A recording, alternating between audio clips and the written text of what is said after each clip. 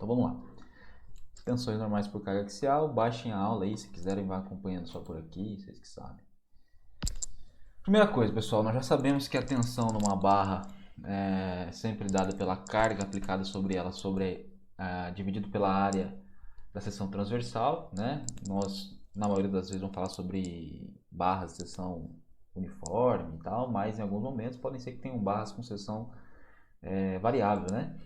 Mas pensando numa barra de seção uniforme, constante, nós temos que a tensão normal que atua, né, numa situação de um carregamento axial, então observem aqui, ó, carregamento P é um carregamento axial na barra BC, né? Essa carga P gera uma tensão normal dada por P sobre A. Isso aí a gente já está bem ciente.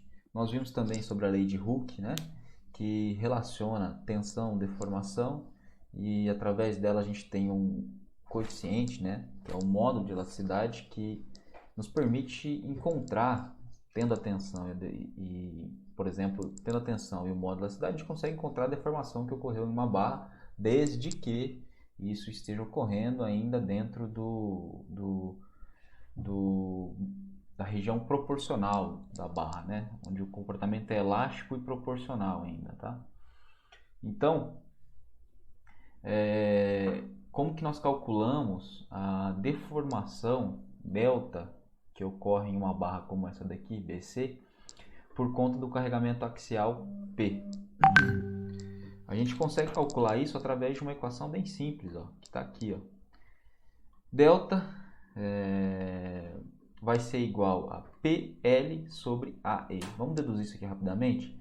Vamos lembrar que a deformação específica, né, é sempre dada por a deformação ocorrida na barra dividido pelo comprimento inicial dela. Então a deformação específica é delta sobre L.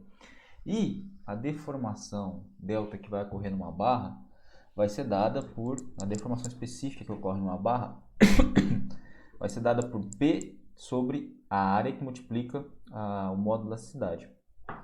Essa é a deformação específica que ocorre na barra. Como nós calculamos então a deformação, né? Esse delta aqui que ocorreu de fato? Só a gente transformar aqui, substituir a deformação específica por delta sobre L e jogar para o outro lado. E assim a gente encontra uma equação que permite determinar o comprimento de alongamento que vai ter ou a redução, né, do comprimento por conta de uma carga de compressão, por exemplo, em uma barra submetida a uma carga axial. Então, sempre que a gente precisar calcular isso, delta é igual a PL sobre AE. Mas importante, pessoal, isso aqui só é válido desde que a tensão causada na barra não tenha ultrapassado a tensão de proporcionalidade. Então, não tenha ultrapassado aquele ponto do gráfico onde a barra perde a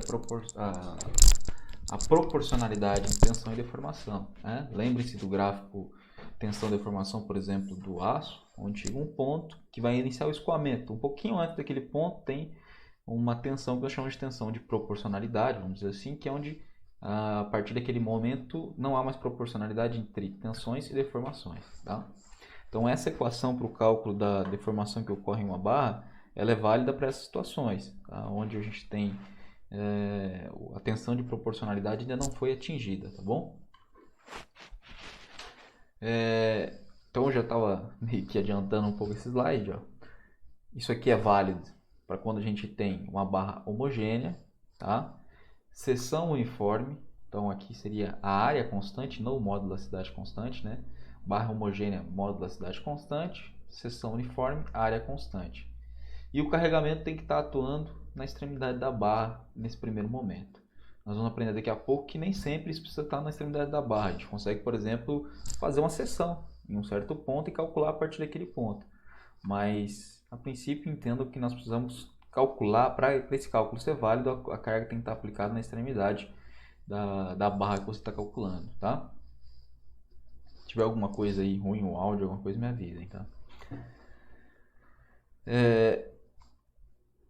Onde as cargas são aplicadas em pontos internos, vamos dizer assim, então supondo aí que a carga fosse aplicada na metade dessa barra BC aqui, nós podemos fazer o cálculo da mesma maneira, né? Para quem lembra-se aí da teoria das estruturas, a gente pode fazer seções na barra, né? A gente pode fazer cortes, né? Então se eu tivesse a carga aplicada aqui em L sobre 2, eu poderia fazer uma seção em L sobre 2 e fazer o cálculo para essa barra seccionada aí. E é calcular a deformação que ocorre até o ponto onde está a carga aplicada. Tá? Então, nesse tipo de situação, a gente pode dividir a barra em seções, né, em segmentos, como eu escrevi aqui. Eu escrevi I segmento, então no número diverso aí de segmentos, quantos forem necessários, que permitam o cálculo individual das deformações. E por um princípio que a gente vai ver daqui a pouco, que é o princípio da superposição, nós conseguimos calcular a deformação total de uma barra como essa fazendo o somatório. Então, se eu dividisse essa barra em 3 e tivesse uma carga P aplicada em L sobre 3, a outra em 2L sobre 3, eu poderia fazer uma seção em L sobre 3, outra em 2L sobre 3 e calcular as deformações que ocorreriam para cada uma dessas partes. Qual seria a deformação total da barra BC? O somatório causado pelas cargas P aplicadas nos pontos que elas estão aplicadas. Né? Então, nessa situação onde a gente tem cargas aplicadas em seções intermediárias, vamos dizer assim, nós podemos calcular da mesma maneira, mas considerando aí que eu faço seções, né, na extremidade, né, vamos dizer assim, transformando o ponto de aplicação da carga numa extremidade. Como que eu faço isso? Eu faço uma seção naquela região, ok? É evidente que a gente pode sempre complicar, né?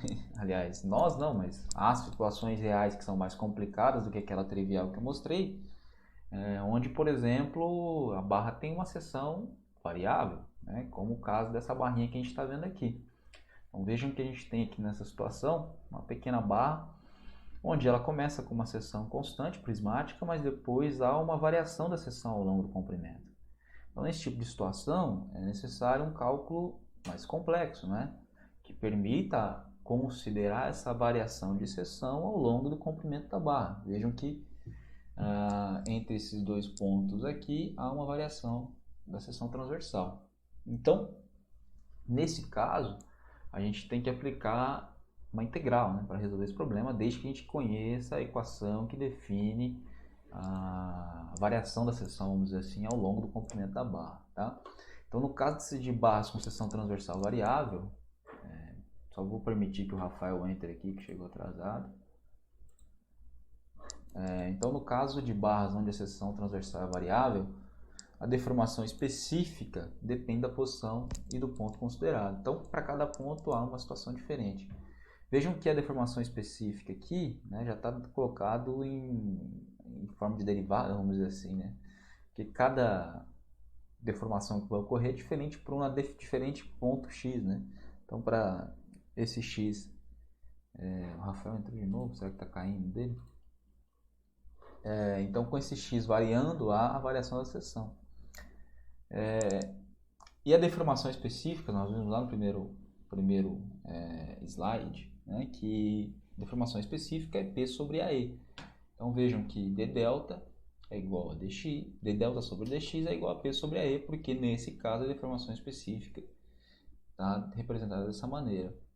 Portanto, a variação d delta aqui para um determinado x é P dx sobre AE. Então, aplicando a integral nos dois lados da equação, nós conseguimos resolver esse problema. Então, como que a gente calcula a deformação total numa barra que tem seção transversal variável? Aplica a integral de 0 a L, no caso, considerando que essa barra tem um comprimento total L, P sobre AE dx. Então, podem ser que existam problemas aí onde você precise calcular dessa maneira.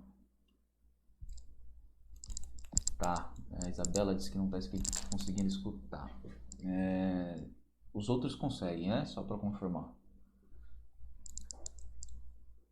Tá, então se os outros conseguem, é algum problema na sua internet mesmo, Isabela. E nesse caso, qualquer coisa eu te envio depois. Tentar gravar a aula mesmo, eu te envio depois e aí você assiste no YouTube, ok? Qualquer dúvida daí você me manda. Mas tente acompanhar aí da forma possível, como você conseguir, tá? Então vamos lá, continuando. Vimos aqui então como a gente calcula a deformação numa barra com seção transversal constante, dessa maneira, e vimos também como a gente pode calcular isso com uma seção variável. É evidente que aí você vai precisar de alguma equação que determine, que demonstre a variação de seção para o cálculo dessa deformação que vai ocorrer. Então, pessoal, eu geralmente eu deixo os exemplos para fazer em sala, né? Então a gente faz junto, mas como nessa situação a gente não vai ter aula em sala, então eu coloquei a resolução dos exemplos aí nos slides, que eu vou dar uma explicada nessa resolução. Então vejam, olha aqui a situação que nós temos. O exemplo 2.1 é do Beer, tá? Não coloquei aqui a fonte, mas é do Beer. Determina a deformação na barra de aço, da figura abaixo, sob as cargas que ela está submetida. Então nós temos uma barra com duas seções diferentes, né? Uma seção entre 0 e 600 milímetros de 600 milímetros quadrados, e de 600 a 1000 milímetros a gente tem uma seção de 200 milímetros quadrados. Atuam aí três cargas, uma no ponto B de 500 kN, outra no ponto C de 300 kN e outra no ponto D de 200 kN. Então, uma barra de aço, né? E a gente vai calcular qual é a deformação que ocorre nessa barra. Então, vamos lá. Primeira coisa, pessoal, sempre quando a gente tem essa situação, seções. Tá? Então, a gente precisa fazer seções e calcular a carga normal que atua em cada uma das seções.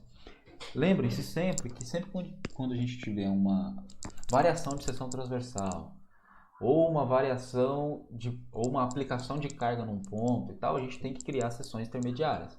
Tá? Então isso aqui é um conteúdo da teoria das estruturas, mas lembre-se sempre disso.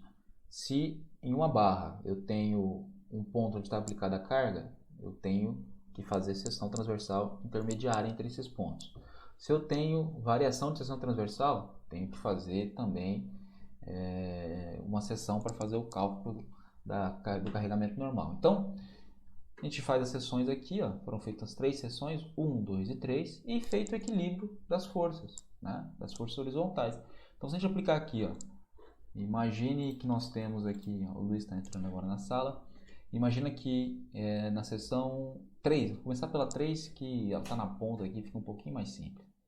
Imagina aqui na seção 3, a gente fazer o somatório das forças horizontais. Então vejam, P3, vamos considerar aqui para o lado de 200 aqui é positivo.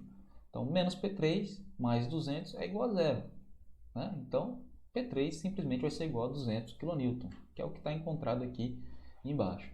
Assim como eu posso fazer na seção 2, vejam lá, tem 200 kN tomando para cá, 300 para cá e o meu P2. Fiz a seção, onde eu fiz a seção surge uma carga normal. Então, somatório das forças horizontais é igual a zero. 200 menos 300 menos P2 é igual a zero. A gente encontra que P2 é igual a menos 100 kN. Deixa eu mandar aqui uma mensagem para ele. Estou gravando. Qualquer coisa. Nossa, tente acompanhar. Tá.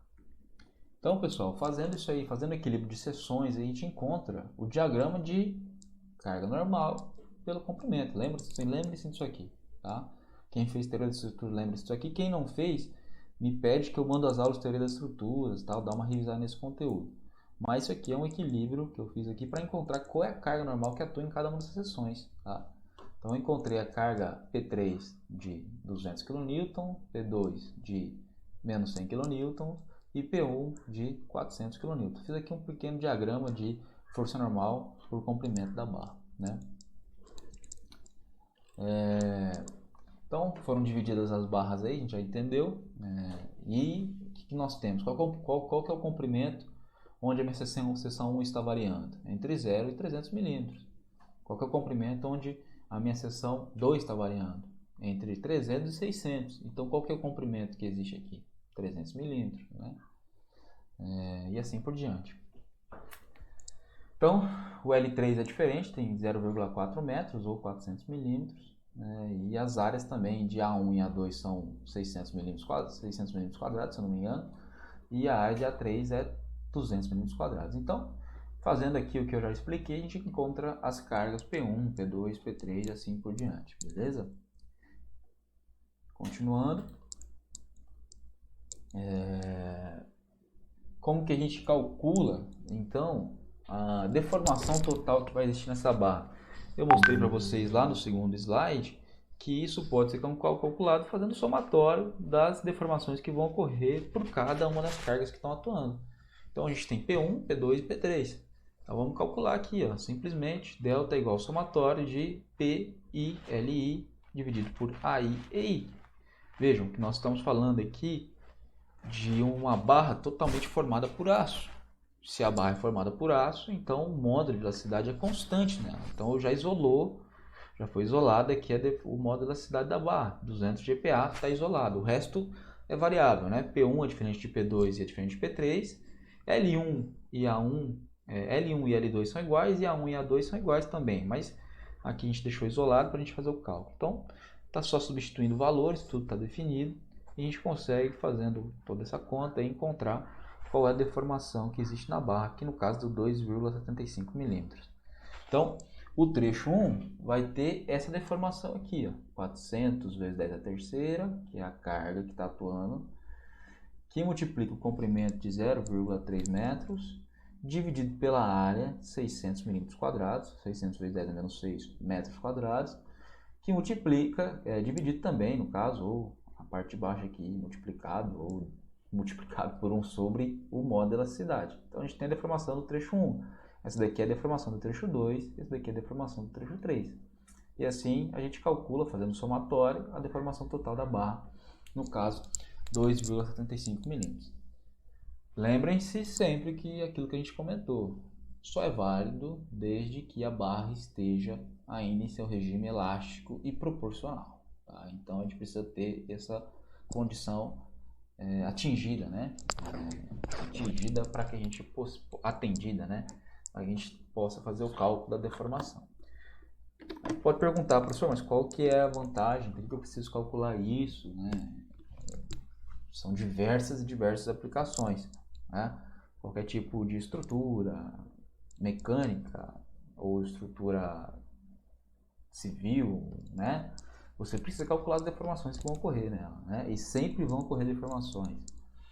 Por menores que elas sejam, vão ocorrer. E se ocorrem deformações, você precisa calcular, porque isso pode dar um problema, né? Talvez se for uma deformação muito grande, pode causar algum tipo de desconforto, ou se for uma deformação tranquila, tudo bem. Então, normalmente as normas técnicas definem limites aceitáveis para deformações que vão ocorrer. Então, você, através desses limites, né, aceitáveis, você compara. Então, você calcula aqui, deu 2,75 milímetros, você calcula qual é o limite de deformação axial dessa barra, dada uma norma técnica, você compara e diz se está ok ou se não está ok. Às vezes pode não estar ok, você precisa usar um material com módulo de elasticidade maior para diminuir essa deformação, ou usar uma seção transversal maior para diminuir essa deformação, ou diminuir a carga, ou diminuir o comprimento, né? E assim por diante, para que você consiga atender essa situação, tá? Então, exemplo 2.1, e a gente tem aqui um problema já, um pequeno problema resolvido. Olha lá, tem uma barra rígida BDE, então essa barra aqui horizontal é uma barra rígida. Essa barra está apoiada em duas hastes aqui, né? AB e CD. Então essas duas hastes estão pendurando a minha barra. E na extremidade E da barra rígida há uma carga de 30 kN aplicada. E a gente tem algumas informações aqui, né? A haste AB é de alumínio, o módulo de elasticidade do alumínio é de 70 gigapascais e a seção transversal da barra AB é de 500 mm². A haste CD é de aço, módulo de elasticidade 200 GPa, e a seção transversal nesse caso é de 600 mm², né? Então, dada essa força de 30 kN que está atuando aqui, ele quer que nós determinamos quais são os deslocamentos que vão ocorrer, né? Tanto no ponto B, quanto no ponto C, quanto no ponto E também, né? Ele quer descobrir. Então, a gente precisa determinar qual vai ser o comportamento dessa barra rígida. Então, tá. Primeira coisa que vocês precisam compreender. Barra rígida. Qual que é o conceito de barra rígida? Sempre que for dito aqui para vocês que existe uma barra rígida, vocês têm que entender que o módulo de elasticidade dessa barra é muito grande. Então, se o módulo de elasticidade dela é muito grande, ela se deforma muito pouco, né? Então, sempre que se usa esse termo barra rígida quer dizer que para as cargas que estão atuando sobre essa barra, ela não se deforma. Então, sempre que houver esse termo, nós vamos considerar que essa barra não vai se deformar. Ou que a deformação dela é muito pequena em relação às outras e que pode ser desconsiderada. Na engenharia a gente faz muito isso, né? Desconsiderar algum carregamento, algum deslocamento, né? Por quê? Porque às vezes ele é muito menor do que os outros que estão acontecendo e aí a gente pode desconsiderá-lo. Então, nesse tipo de situação de barra rígida, você desconsidera essa situação da deformação que vai existir nessa barra. Então, o que eu quero dizer para vocês é que essa barra BD não vai se deformar, ela pode se deslocar. Então, por exemplo, se a barra AB com a atuação da carga de 30 kN for comprimida, né, vamos dizer assim, pelo equilíbrio que vai ocorrer ali, essa barra pode encurtar, é um exemplo. E a ponta da barra B pode se deslocar, mas se ela se deslocar, essa barra vai permanecer retilínea, ela só vai se deslocar, tá bom? Ou se ela for tracionada, ela permaneceria retilínea e só vai se deslocar e vai virar uma gangorra, vamos dizer assim, tá? Então, sempre que houver situação de barra rígida, são barras que não se deformam, tá bom? Continuando, vamos lá. Então, primeira coisa, pessoal, cálculo, faz o diagrama de corpo livre e calcula os esforços que atuam na barra. Por quê? Porque nós estamos vendo lá, avalia o contexto geral. Isabela perguntou, professor, você disse que o módulo da cidade é grande. Exato, Isabela. O que eu estou dizendo é o seguinte, quando a gente fala de barra rígida, nós não consideramos deformação nela. Então, se não tem deformação, imagine você agora. Se não tem deformação, lembre-se do gráfico tensão, deformação. Se o meu módulo da cidade é muito grande, a curva vai ficando cada vez mais vertical, vamos dizer assim, de maneira que as deformações não ocorrem. Então, quando a gente fala de barra rígida, é isso que a gente quer dizer, que não tem deformações, ou tem deformações muito pequenas, né? E por como que isso ocorre? Com o módulo da cidade muito alto, tá bom? Então, essa não quer dizer, evidente, tá, que não tenha deformações. Existem, mas são muito pequenas e são desconsideradas, tá bom? Isso é muito comum em análise estrutural, por exemplo, né? Tem situações onde você quer colocar uma barra muito rígida e aí você pode, num programa de análise estrutural, por exemplo, o F2, que é um programa bem básico, que a gente vai ter um contato com ele, se Deus quiser, que é um programa bem básico, mas que serve para algumas análises. Há muitas situações onde você precisa aplicar uma barra rígida. Como que você faz isso? Você coloca uma barra lá e coloca um módulo da cidade gigantesco, infinito, lá de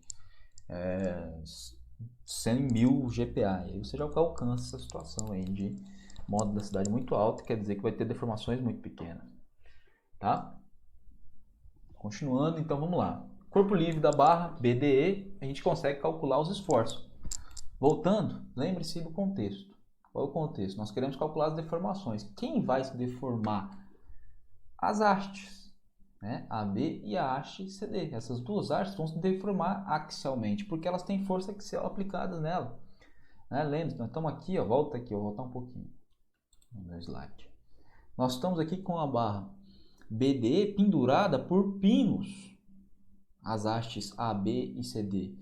Esses pinos não permitem transferência de momento, então só tem transferência de carga axial, tá bom? Então se tem carga axial transferida aqui, quer dizer que ou eu estou comprimindo ou eu estou tracionando, tá? Ele já chutou aqui que eu estou basicamente comprimindo as duas barras, né? A força 30 está fazendo a gangorra e comprimindo as duas, a gente vai calcular e vai descobrir se é isso ou se não é.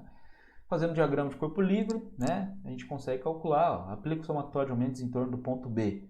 A gente já elimina a força FAB e consegue calcular a força FCD. Vamos lá. Somatório de aumentos em torno de B, considerando que o giro nesse sentido anti-horário é positivo. Então, o que nós temos? A força FCD tende a girar a barra no sentido positivo, portanto é positivo, e ela está distante de 0,2 do meu ponto B. Então, FCD vezes 0,2. A minha força de 30 kN tende a girar a minha barra no sentido negativo, concorda? Então, se ela está tendendo a girar no sentido negativo, ela vai ter que vir com sinal de menos. E qual que é a distância dela até o ponto B? 0,2 mais 0,4, que é 0,6 metros. Pronto. a gente consegue calcular FCD. Isolou aqui, calculou que o FCD é de 90 kN, portanto, a barra FCD está tracionada, porque deu positivo.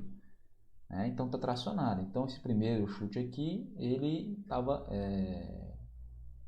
certo, né? Nesse caso aqui, porque se eu estou comprimindo aqui, a barra está fazendo um efeito contrário, que é o que está acontecendo aqui, 90 kN. Tração na barra FCD. Então, se a barra FCD está tracionada, vai ter um alongamento nela. Tá? A barra AB, a gente consegue calcular aplicando somatório menos em torno do ponto D. Né? A gente consegue agora calcular o FAB. Mesma ideia. Olha lá. Considerando o sentido positivo o anti-horário, B tende a girar no sentido horário, portanto é negativo. Então vai lá, FAB negativo vezes a distância, que é 0,2 metros, né? Aparentemente tem uma coisa errada no BIR aqui. É 0,2 metros, tá? E o 30 tende a girar também no sentido negativo. Então 30, só que pouca distância do ponto D, 0,4 metros. Pronto. Calcula aqui, descobre que o FAB é igual a menos 60 kN. Então a FAB está comprimida. E a força de compressão nela é de 60 kN.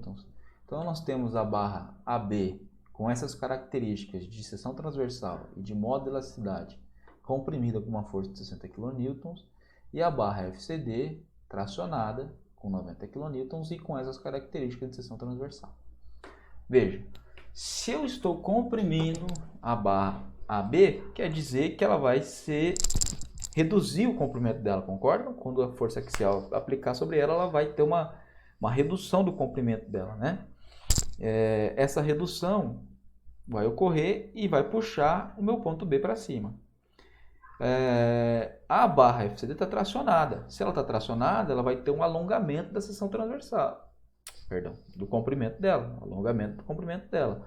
Então, se a barra CD está tracionada, eu vou ter vamos dizer assim, a barra está aqui, eu vou ter ela tracionada, um alongamento, portanto eu vou deslocar a minha barra BDE para baixo. Então o que está desenhado aqui embaixo, aqui, ó, nesse pequeno grafo aqui? A barra BDE original, horizontal, e a partir de algum momento, quando as cargas atuarem, ela vai ter uma rotação em torno de um ponto aqui, que ele considerou que a rotação vai acontecer em torno do ponto H, que não está definido ainda, a gente não sabe qual é esse ponto. E o que nós sabemos? Que se vai ter essa rotação vai estar entre B e D. Por que vai estar entre B e D? Porque nós descobrimos que B, eu vou ter uma redução do comprimento da barra B, então ela vai puxar para cima. E D, eu vou ter um alongamento da barra CD, então eu vou puxar para baixo. Então, entre esses dois pontos tem que existir um ponto de giro. Então ele já fez essa análise aí, já colocou que a barra vai ter um giro. Observem que por que a barra, ela não se, como eu disse para vocês, ela não se deforma. Ela rotaciona, mas ela se mantém retilínea, tá bom? Então, considerando isso aqui, nós já conseguimos calcular a estrutura simplesmente porque eu vou conseguir agora descalcular, se eu aplicar aquela equação, PL sobre AE, eu já consigo calcular qual é a redução do comprimento da barra AB. E consigo calcular também qual é o alongamento da barra CD. Então, com PL sobre AE, eu consigo calcular esses dois aqui e consigo descobrir quais são esses dois valores, que já estão aqui representados, 0,514 e 0,300. Vamos lá verificar. Qual é o deslocamento do ponto B? A força que atua na haste AB é de compressão de 60 kN. O comprimento dela é de 0,3 metros, a gente viu ali. A área dela de 500 mm². E o modo de elasticidade do alumínio, 70 gigapascais. Então, substituindo aqui, eu calculo qual é a deformação da barra AB. Ou seja, se eu tenho a deformação da barra AB, eu sei qual vai ser o deslocamento daquela barra. Descobriu-se aqui, ó, que é menos 514 vezes 10 a menos 6 metros. Né? Ou seja, 0,514 milímetros. Por que eu sei que ela é para cima? Porque eu estou tendo compressão na barra e redução do comprimento da barra AB. Tá? Deslocamento de D. Né? Qual que são as propriedades da barra CD? A área de 600 mm². É uma barra de aço com modo de elasticidade de 200 GPa. Então está aqui. O comprimento dela é de 400 milímetros, ou 0,4 metros. E a força é de 90 kN. Então, 90 kN, 0,4 metros, dividido por 600 vezes 10 a menos 6 metros quadrados, que multiplica 200 vezes 10 a nona pascais. Tá? Calculando aqui, nós descobrimos que lá no ponto D, a barra, vamos dizer que a barra CD tem um alongamento de 300 vezes 10 a menos 6 metros, ou de 0,3 milímetros. Com esse alongamento da barra, eu sei que esse ponto aqui vai se deslocar para baixo de 0,3 milímetros. Milímetros, 0,3 milímetros. Então, pronto. A gente já tem esse deslocamento e esse deslocamento. Como é que calcula o deslocamento de semelhança de triângulo? Né? Como? Tem esse triângulo, tem esse triângulo. É tudo proporcional aqui. Sendo proporcional, a gente consegue calcular qual é o deslocamento de E para E'. Aí, tá? A única coisa que a gente vai ter que calcular primeiro é a distância de x aqui, né? É onde ocorre esse ponto H, onde acontece esse giro. Né? Tendo 0,514 aqui e 0,300 aqui, ele já sabe mais ou menos onde vai ocorrer, né? Tem uma proporcionalidade aí definida. Então, o deslocamento do ponto E vai ser encontrado por semelhança de triângulo, como eu comentei. Sendo B' e D' as posições de B e D após o deslocamento, por conta do alongamento e da redução do comprimento das hastes, né? E a barra BD é rígida, portanto ela rotaciona, mas se mantém retilínea. Então existe uma linha reta aí entre B', D' e E'. Então a gente pode determinar aí semelhanças de triângulos. Então rapidamente, ó, BB', que é esse comprimento aqui, está para DD', que é esse aqui. Assim como esse comprimento aqui, BH, está para esse aqui, que é HD. Então, essa altura está para essa, que é 0,514 e 0,300. Assim como BH está para HD. Pronto, semelhança de triângulos. Qual que é a distância BH? 200 menos x, ó. 200 menos x. Qual que é a distância HD? X. BB', qual que é o valor? 0,514. DD', qual que é o valor? 0,300. Rapidamente a gente calcula o x aqui, isola e calcula, e a gente descobre aí que o x é 73,7 milímetros. Então, o ponto de giro vai acontecer a 73,7 milímetros dessa distância aqui, e do ponto D. E qual que é a distância de B? 200 menos 73,7, né? E da mesma maneira, por semelhança de triângulo, a gente consegue calcular qual é o deslocamento de E. Olha aí, né? Então, EE', que é essa distância, está para DD', proporcional. Assim como HE, que é essa distância total, está para HD, que é essa distância aqui. Então, por semelhança de triângulo, nós conseguimos calcular o deslocamento do ponto E, que vai de E até E', que vai ser encontrado aí como 1,928 milímetros. Então, aí, calculando o alongamento das hastes, observe aqui como é tranquilo esse exemplo. Calculando o alongamento das hastes AB e CD, nós descobrimos as novas posições do ponto B e do ponto D, e assim a gente consegue, conhecendo, sabendo a informação que essa barra é rígida e que ela vai girar, mas vai se manter retilínea, a gente consegue, por semelhança de triângulo, calcular o deslocamento do ponto E também. Então, não tem aqui nenhum segredo, tá? Bem tranquilo, vocês conseguem aí calcular tranquilamente. Vamos lá, dando continuidade. O que eu tenho depois? Ixi, mais um exemplo já. Esses exemplos são bons, pessoal, porque aí faz vocês, né, verem a aplicação e já compreenderem melhor. Deixa eu dar uma baixada no ar aqui que tá calor.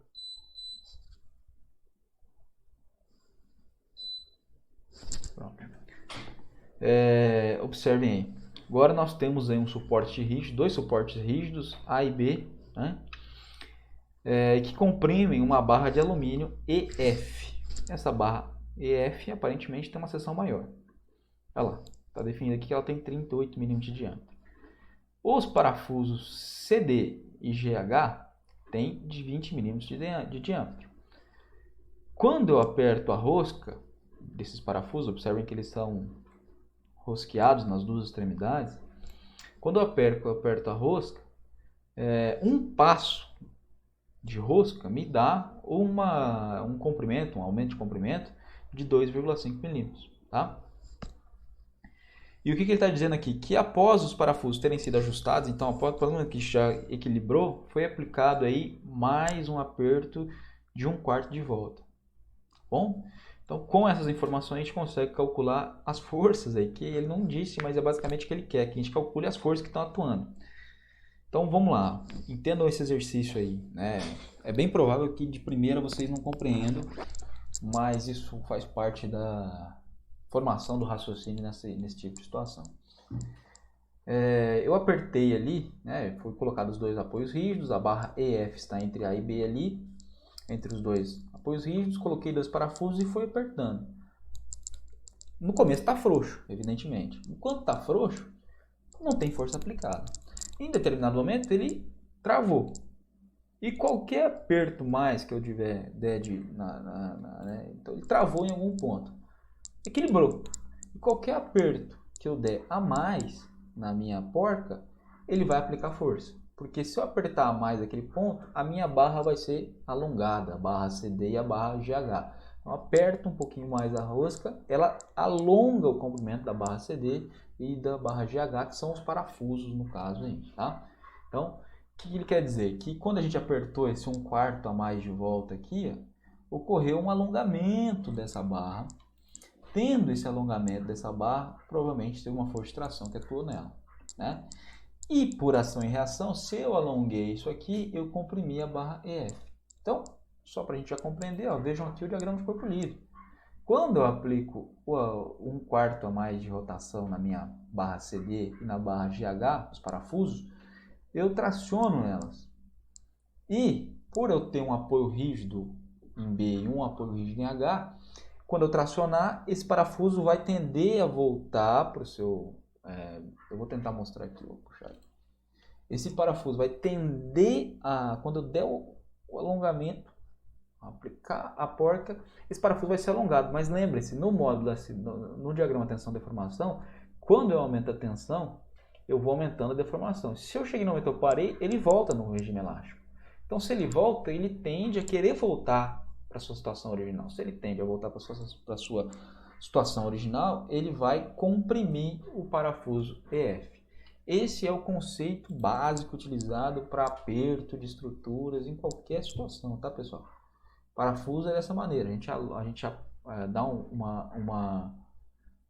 a gente aperta o parafuso para ele ser tracionado e pelo efeito do modo do regime elástico do comportamento da barra fazer com que ele tende a voltar, ele vai apertar. Então é isso que acontece quando você aperta um parafuso na sua casa, tá? Então beleza, continuando. A primeira coisa que ele faz aqui é que calcular a deformação dos parafusos CD e GH. Então quando eu aplico esse aperto no parafuso, ele vai se alongar, como a gente comentou. Por isso que ele já considera aqui que é positivo, né? Então, apertando as porcas, essas produzem tração nos parafusos.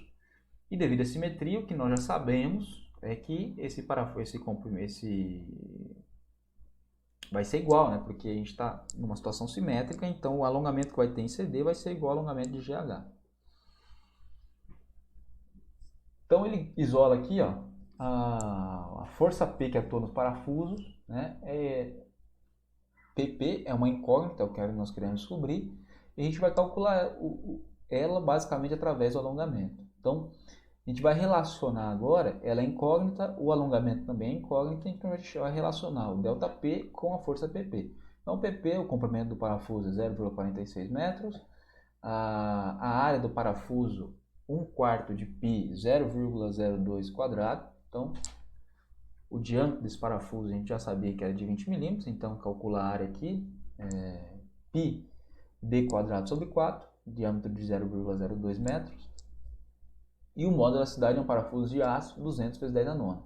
Então observem aí, eu consegui encontrar uma relação entre o alongamento do parafuso e a força que atua nele. Então ΔP é igual a 7,32 vezes 10 a nona pp, que é a força que atua ali, 10 a menos 9, pp, que é a força que atua, carga axial que atua no parafuso. A barra EF, por sua vez, quando eu aplico o carregamento o aperto na porca, como eu disse, eu alongo o parafuso, ele tende a voltar, quando ele tende a voltar, ele comprime a minha barra EF. Essa barra EF vai estar comprimida e, portanto, ela vai ter um deslocamento, né, uma deformação negativa. Espera aí, eu não vi aqui. Isabela perguntou: professor, não entendi por que o parafuso causa tração e não compressão. Tá.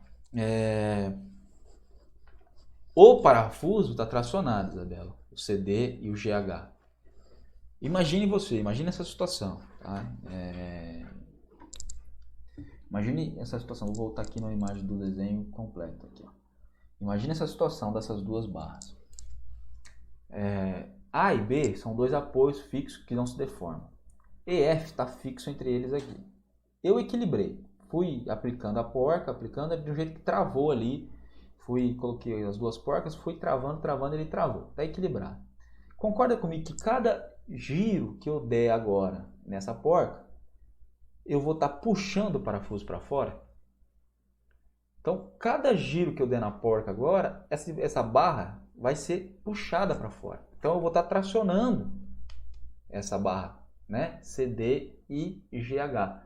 Então, cada giro a mais que eu der na porca, eu estou puxando a barra para fora. Tá? Então, se eu estou tracionando o CD, eu estou tracionando o CD e o GH, os dois estão sendo tracionados, só que como eu comentei, lembrem-se do gráfico de tensão e deformação. Vou até fazer rapidamente aqui, ó. Vamos fazer aqui, eu vou para o Paint, para vocês verem. Espera aí. Vou puxar aqui, olhem aí. Imagino que vocês estejam vendo aí tudo aquilo que nós queremos ver. Vou aumentar meu desenho aqui e vou fazer. Lembre-se do gráfico de tensão e deformação.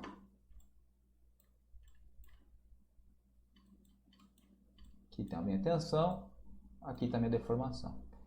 Vou fazer aqui quando eu vou aumentando a tensão, até chegar ao regime elástico, ele vai como uma reta. Concorda? Só que a partir desse ponto aqui, eu vou até fazer em outra cor, fazendo um azul mais claro, tá? Vou fazer que ele perdeu a proporcionalidade e depois ele teve tudo aquilo lá que nós já sabemos, foi embora. Então a tensão de formação do aço é mais ou menos dessa maneira. O que eu estou mostrando para vocês é só essa região em azul escuro aqui, tá? Dá um zoom aqui para vocês, ficou muito zoom. Então, só em azul escuro. Supondo aí que naqueles parafusos, eu apliquei ali, que eu aumentei, apliquei uma rotação na porca, ela puxou o parafuso para fora e eu tracionei. Então, ele tá no slide? Não tá, não. Vocês estão vendo o Paint ou o slide?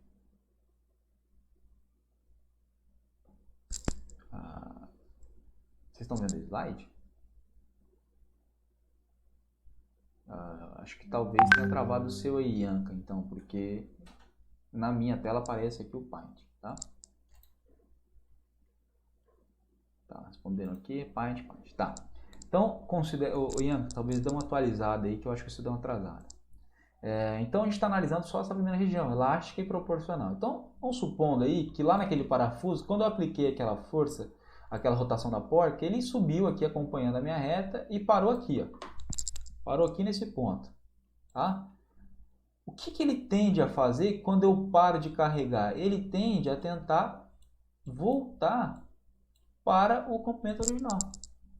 Então, quando ele tende a voltar para esse comprimento original aqui, ó, o que ele faz? Imagine agora voltando ao slide. Quando esse parafuso foi tracionado, ele tende a voltar, o que ele faz? Ele tende a comprimir a barra EF. E é ela que vai não permitir essa volta, concordam? Porque o CD e o GH estão puxando para dentro agora, estão tentando reduzir o comprimento, porque eles estão tentando voltar para aquele comportamento, né? Voltando para o seu repouso, eles estão tentando voltar para cá. Mas a minha barra EF não permite que isso ocorra, entendeu? Então ela trava. Como que ela não permite que isso ocorra? Porque ela vai ser comprimida, né? E ela vai se deformar um pouco, mas ela não vai deixar que isso ocorra, entende? É ela que vai travar. Ok? Acho que vocês conseguiram entender agora, né? Então, como que eu vou fazer esse cálculo aí total? Eu vou fazer um cálculo de deformação e tal. O que eu quero descobrir? Eu quero descobrir as forças que estão atuando nessas barras. Tá? Então, eu quero descobrir quais são... Luiz Antônio entrando. Eu quero descobrir quais são as forças que estão atuando. Então, PB e PT, e o P, eu não sei como é que ele chamou aqui, ele chamou de PR, aparentemente. Então, vamos lá. A minha primeira parte que eu mostrei para vocês, né, a deformação que ocorre no parafuso. A barra EF, vocês entenderam aí pelo princípio de ação e reação, e está comprimida. Então, vamos calcular agora, denominando de PP a intensidade na força na barra EF, e de ΔB a deformação na barra EF, vamos calcular o que ocorre aí. Então,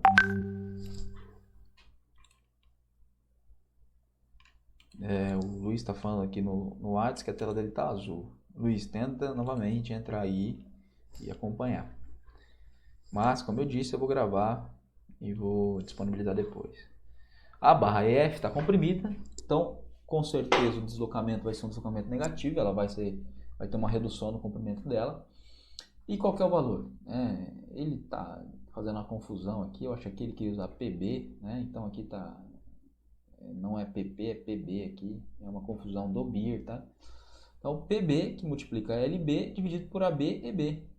Então a gente calcula, usando aqui as informações que nós temos, o comprimento dela é 0,300, a área dela 1/4 de π 0,038 quadrado, e o modo de elasticidade é uma barra de alumínio 70 vezes 10 a 9. E a gente consegue fazer uma relação agora entre a deformação na barra, ΔB, e a força de compressão que atua nela. Tá? Então a gente conseguiu uma relação tanto da deformação nos parafusos com a força que atua nos parafusos, tanto para a deformação na barra EF e a força que atua nessa barra EF. Qual que é o deslocamento relativo que vai acontecer entre D e B? Volta aqui. D está aqui, né? E B é minha barra rígida. Qual que é o deslocamento relativo que vai acontecer entre D e B? Quando eu apertar a rosca do parafuso. Quando eu apertar a rosca do parafuso, ele vai ser alongado. Essa informação a gente consegue porque a gente conhece o passo de volta da rosca. Então, foi dada informação para nós que quando aplico um passo inteiro na rosca, ele vai ter um alongamento de 2,5 milímetros. Tá? Então, a gente descobriu isso aí. Então, se a gente sabe que foi dado 1/4 de passo de volta, a gente sabe que foi dado 1/4 desse valor, que no caso é 6,25 vezes 10 a menos 4 metros. Então, a gente descobriu aqui qual é esse deslocamento que acontece entre D e B. Mas esse deslocamento entre D e B vai ser o deslocamento de D menos o deslocamento de B. Por quê? Deslocamento de ΔD e ΔB representam, respectivamente, deslocamento de D e de B. Se nós assumirmos que o suporte A é fixo, enquanto as porcas D e H dos dois parafusos estão sendo apertadas, esses deslocamentos são iguais às deformações dos parafusos da barra. Então, a gente tem que esse deslocamento ΔD e B vai ser igual, olha que simples, ao deslocamento do parafuso menos o deslocamento da barra. Considerando que a minha barra está fixa ali no apoio rígido, o deslocamento do parafuso vai acontecer e vai ser nada menos do que a deslocamento vai existir entre D e o ponto B e o ponto D, nós temos nada menos do que ΔP menos ΔB, que é o deslocamento dos parafusos menos o deslocamento da barra. Então, substituindo tudo que a gente encontrou até agora, a gente consegue já achar algumas relações aí. Ó. Então, substituiu tudo, ó, 6,25, a gente vai ter o ΔDB 6,25 vezes 10 a menos 4. O ΔP, nós encontramos uma relação com a força, 7,32 vezes 10 a menos 9. E o ΔB, menos 3,78 vezes 10 a menos 9. Então, fica aqui agora, a gente tem uma equação que relaciona as duas forças no parafuso e na barra. E a gente consegue encontrar uma relação entre essas forças, que se a gente desenvolveu, descobrir essa relação aqui. Tá? Não, aqui é o diagrama de corpo livre já, na verdade. Mas a gente tem uma equação que relaciona as duas forças, no parafuso e na barra. E aplicando o diagrama de corpo livre, aplicando o somatório das forças horizontais, a gente encontra uma outra relação. Qual é a outra relação que nós encontramos aqui? Que a força na barra, evidentemente, a força na barra menos 2 vezes a força no parafuso é igual a zero. Aqui, ó. Somatório das forças horizontais. Considerem só, faz uma seção aqui. Força na barra mais 2 vezes as forças nos parafusos é igual a zero. Então a gente encontra uma relação e a gente tem duas equações agora, essa equação e essa equação, que relacionam a força na barra e a força no parafuso. Então com essas duas equações a gente consegue agora sim calcular as forças que atuam nas barras, né? Então com as duas equações a gente sabe que existe uma relação entre PB e força no parafuso de 2 e a gente consegue encontrar as duas forças aqui, ó. Então 42 e 84 kN respectivamente. E aí, qual que é a tensão que atua na barra? 74 MPa, porque a gente sabe que a força na barra é de 84 kN, 84 kN dividido pela área da barra, 1/4 de π, 0,038 quadrados. Encontramos a tensão que atua na minha barra, beleza? Então, o que nós fizemos aqui basicamente é a compatibilização de deformações, né? A gente tem que compatibilizar as deformações que vão ocorrer para encontrar uma outra equação que me permitisse descobrir as duas incógnitas aí, tá? Beleza. Algum problema aí? Dá um ok para eu confirmar. Vocês estão por aí enquanto eu bebo uma água.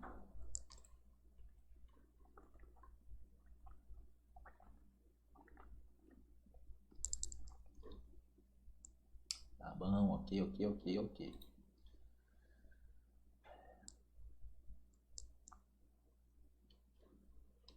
Tá. Bora lá. Existem, a gente estava aqui até agora calculando deformações em barras por carregamento axial. A tensão a gente já conhece. Existem problemas, pessoal, que são estaticamente indeterminados. Que são esses problemas estaticamente indeterminados? Se lembrem, quando a gente tem mais incógnitas do que o número de equações, nós temos problemas estaticamente indeterminados. Lembre-se, por exemplo, da situação de estruturas hiperestáticas, né? Em estruturas hiperestáticas, muitas vezes nós tínhamos apoios que davam mais equações. Então, por exemplo, um pórtico plano, se nos apoios dele a gente tiver mais do que 3 incógnitas, nós não conseguimos encontrar uma solução para o problema aplicando as equações da estática, porque no plano nós temos apenas 3 equações da estática. Somatório das forças, por ser um plano em x e em y, e o somatório dos momentos em torno de algum ponto. Somatório dos momentos em torno do eixo z aplicado a algum ponto aí. Ô, Luiz, você não apareceu aqui, cara. Então, nesse tipo de situação, a gente tem aquilo que é dito como um problema estaticamente indeterminado. Como que a gente resolve esses problemas, na maioria das vezes? A gente busca equações que podem ser aplicadas a mais e que permitam a gente calcular esse problema. Então, há muitas situações, né, onde você não tem, as equações da estática não suprem e a gente tem que buscar novas equações. E aí é a resolução de problemas de hiperestáticos.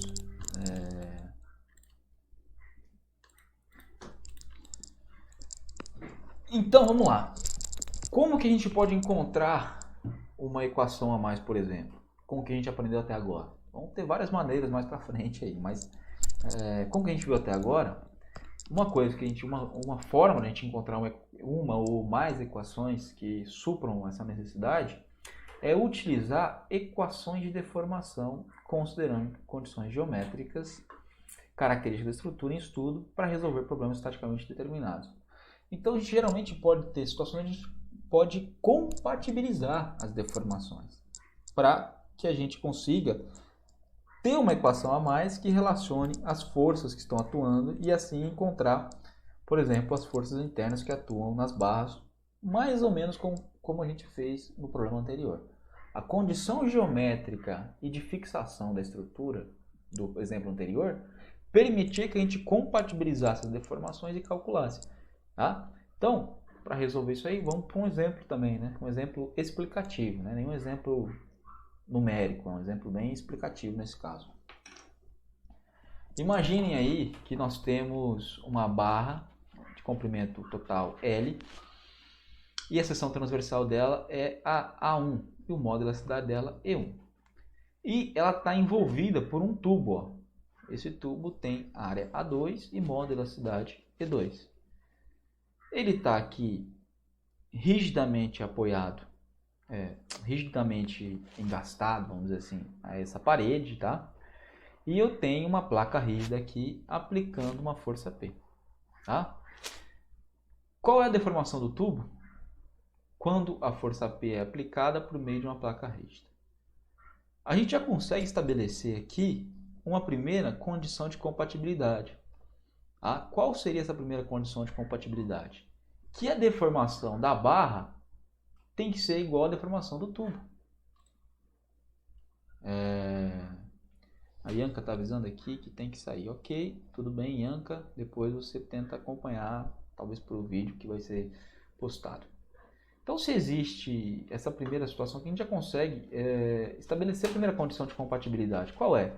A deformação da barra tem que ser deformação igual à deformação do tubo, porque eles estão aqui num apoio rígido que não vai deformar. A placa aqui é rígida, quando eu aplicar a força, então ele não vai poder se deformar nem para cá nem para cá. Então, quer dizer que vai existir uma compatibilidade de deformação. Né? Vai existir uma deformação igual. Então, quer dizer que o delta da barra vai ter que ser igual ao delta do tubo. A gente já consegue uma equação nova. Entenderam? Vamos para a resolução. Uma equação que está encontrada aqui também é que existe essa força P vai ser aplicada à barra e ao tubo. E nós vamos ter aí, olha aqui, ó, o equilíbrio da placa rígida, né? Então, quando eu aplicar P, eu vou ter P1 e P2 atuando, né? Porque uma parcela da força P vai ser reagida pela barra e a outra parcela pelo tubo. Né? Então, P é igual a P1 mais P2, que é o que está demonstrado aqui. Mas só essa equação aqui, pessoal, fazendo somatória de forças horizontais e descobrindo que P é igual a P1 mais P2, não me permite resolver o problema. Consegue entender? Porque eu tenho duas incógnitas. Na verdade, se fosse conhecida a força P, eu teria duas incógnitas, P1 e P2. Eu não sei quanto cada uma das forças, cada uma dessa barra e do tubo vão resistir. Isso está ligado à rigidez. Mais para frente a gente vai entender isso aí. Mas a gente consegue encontrar mais uma equação para resolver esse problema? Consegue. A geometria do problema faz com que as deformações na barra e no tubo sejam iguais. Ou seja, ΔI da barra e ΔI do tubo tem que ser igual. E nós sabemos que ΔI é P1 L sobre A1E1 e ΔI P2, que é a força do tubo, L A2E2. L é igual, já sabemos que é igual. Tem alguém falando no grupo lá?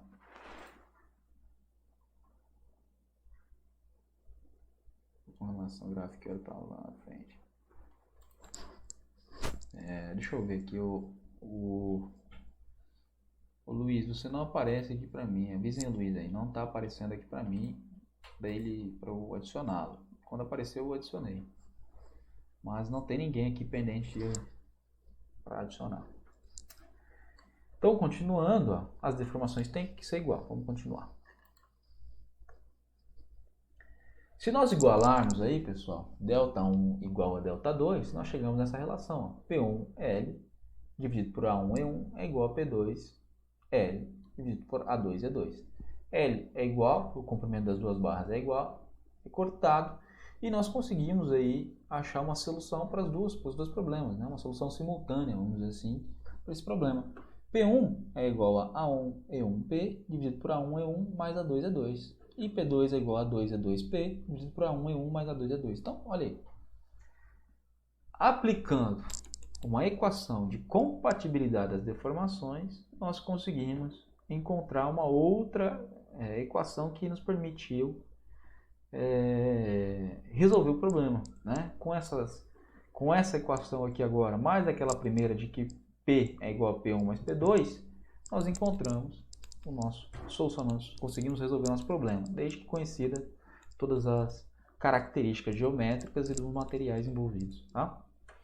Então, problemas estaticamente indeterminados, em algumas situações, podem ser resolvidos dessa maneira. aplicando compatibilidade de deformações, aí, por exemplo, compatibilidade de deslocamentos.